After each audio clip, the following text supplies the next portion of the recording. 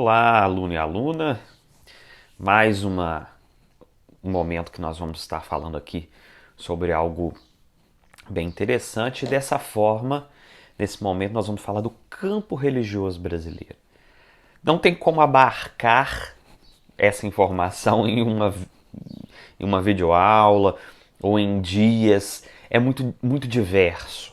Mas aqui eu quero trazer umas dicas, umas pinceladas em relação ao campo religioso brasileiro.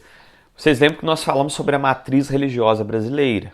Matriz são as primeiras religiões dentro do campo religioso brasileiro, que nós vamos encontrar aí o catolicismo, as religiões nativas e as religiões de matriz africana. Mas, claro que o campo brasileiro vai ter uma diversidade de religiões. A partir do século 17, 18, nós vamos ter as religiões protestantes vindo para o Brasil, de modo imigratório, que nós vamos chamar de religiões de imigração, vindo com os colonizadores, né? Vamos dizer assim, né? Mas com os imigrantes que colonizaram, né, partes do Brasil no sentido de entrarem com a sua cultura. Então, eu posso até dizer particularmente aí que eu chamo-os de colonizadores. Mas são imigrantes que vieram para o Brasil e trouxeram para partes do Brasil suas características culturais. Essas religiões de imigração, hoje nós vamos encontrá-la como religiões protestantes de imigração, que não tem o propósito proselitista, ou seja, não tem o propósito de evangelização ou de missão, não fazem missão para trazer novos membros, eles não têm essa característica. Por exemplo, os luteranos, né? Os luteranos, a igreja luterana, já desde o início, que vem com os colonizadores ou os imigrantes, nós vamos chamar aí italianos. Esses imigrantes italianos trouxeram consigo suas características, mas a igreja luterana no Brasil não tem característica de evangelização nem de missão. Tanto que hoje o crescimento dessas igrejas é nada mais, nada menos do que a própria taxa de natalidade, ou seja, os filhos são sucessores dos pais nessas igrejas. Raramente há uma conversão de pessoas para essas igrejas de imigração. Hoje no Brasil nós vamos encontrar também diversas religiões. A partir do século XIX, século XX, uma grande gama de religiões que nós vamos chamar de protestantismo de missão.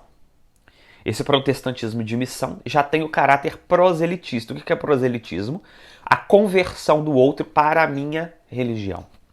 Então, essas religiões proselitistas começam a vir a partir do final do século XIX, início do século XX, com muito mais força.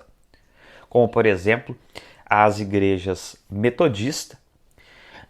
Nós temos aí também as religiões mais pentecostais. Aí começamos com as igrejas de cunho batista, né? Depois a igreja, que nós vamos ter uma igreja evangélica brasileira, de surgimento brasileiro, que é a maior do Brasil, que é a Assembleia de Deus. Então nós temos aí essa gama de informações. Temos o surgimento, né, de outras igrejas, que nós vamos chamar de igrejas pentecostais de tradição, que são as pentecostais mais antigas, como a Assembleia de Deus, Igreja do Evangelho Quadrangular. E ainda temos igrejas tradicionais protestantes que também vieram para o Brasil, como a Igreja Presbiteriana, né, que está presente no Brasil, a Igreja Anglicana, que também está presente no Brasil. Lembrando que quando eu falo Igreja Presbiteriana ou Igreja Anglicana, nós estamos falando das igrejas tradicionais, mas existem ramificações delas depois também.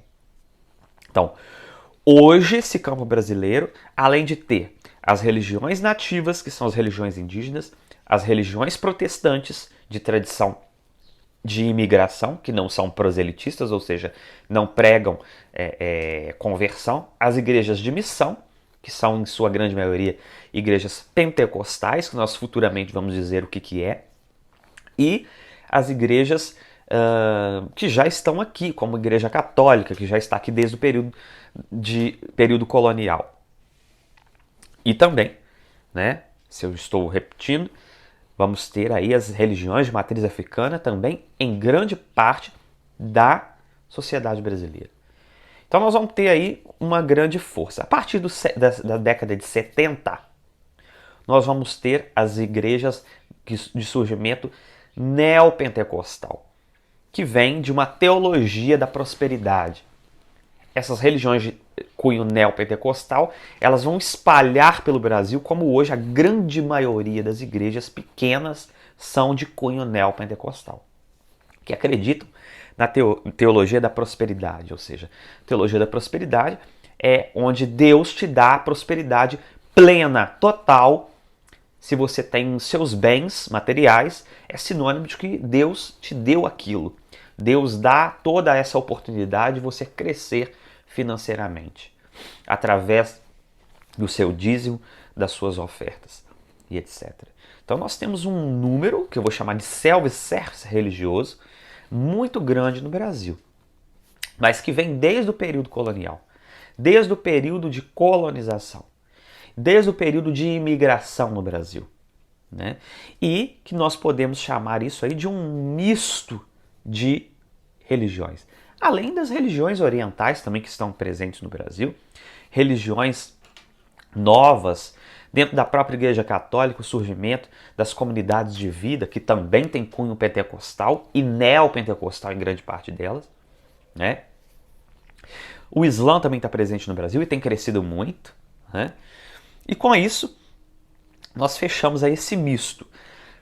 Mais para frente, nós vamos dar mais informações acerca dessa grande gama e dessa forma que nós estamos chamando de campo religioso brasileiro. No mais, esse vídeo ficou um pouco maior porque é muita informação, mas nós vamos aí tentar condensar em outras aulas. No mais, o meu abraço, o meu muito obrigado e até a próxima.